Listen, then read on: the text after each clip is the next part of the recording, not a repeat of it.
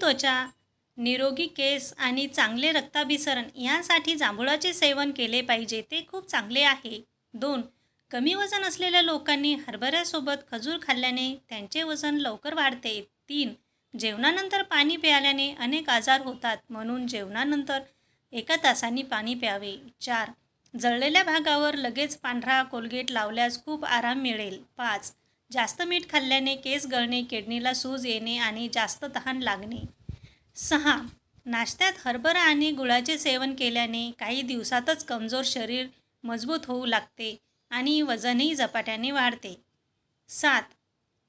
आल्याचा तुकडा मधात बुडवून चघळल्याने खोकला आणि सर्दीपासून आराम मिळतो.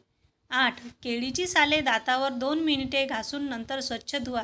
यामुळे असलेले सायट्रिक ॲसिडमुळे पिवळे दात तर उजळतात, पण पायोरियाची समस्या दूर होते.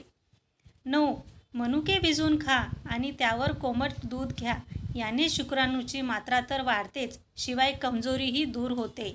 10.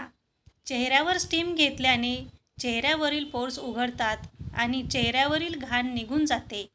जेव्हाही पिंपलची समस्या असेल तेव्हा 4 ते 5 दिवस वाफ घ्या. त्याने पिंपलची समस्या दूर होईल आणि चेहरा